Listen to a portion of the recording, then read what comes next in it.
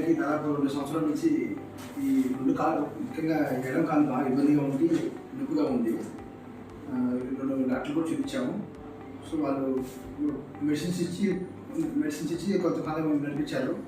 సరే మాకు ఇంకా సివియర్ నొప్పి ఎక్కువ ఉందని చెప్పేసి మా మామయ్య గారి సలహాతో డాక్టర్ హనీ సార్ కలవడం జరిగింది.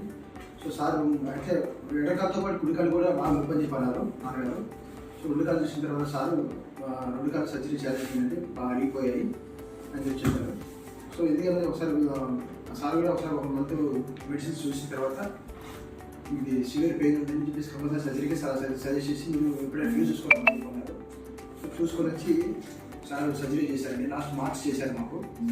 మార్చి 2 డేస్ గ్యాప్తో 2 కాలు మోకాలు సర్జరీ చేయడం జరిగింది. రీప్లేస్మెంట్ తర్వాత ఫిజియోథెరపీ ఇక్కడ జరిగింది. 1 వీక్ ఇక్కడే ఉన్నాం హాస్పిటల్లో, అంతా బాగానే జరిగింది. సో ఇది మా నాన్నగారికి జరిగి దాదాపు 2 months వస్తుంది. 1 month కంటిన్యూగా 15 days ఫిజియోథెరపీ చేయించాము. తర్వాత సొంత మేనేజ్ చేసుకుంటున్నారు. లోకల్ కూడా చేయించాను ఫిజియోథెరపీ. సో ఇదంతా బాగా సెట్ అయిందండి, అంతా బాగుంది. తనకి బాగా నడుస్తున్నాడు.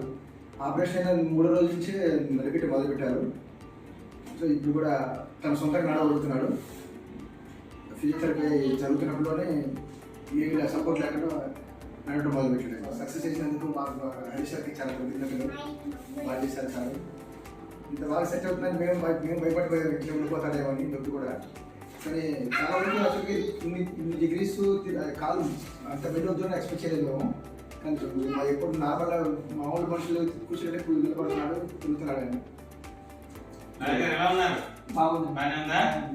కాలు చాపండి, మర్చుకోండి. ఓకే, ఈ కాలు చాపండి, మొక్కలు మర్చుకోండి. ఓకే, అంతా బాగానే ఉందిగా. శ్రీగారి హాస్పిటల్కి డాక్టర్ హనీ సార్కి ధన్యవాదాలు. Thank you.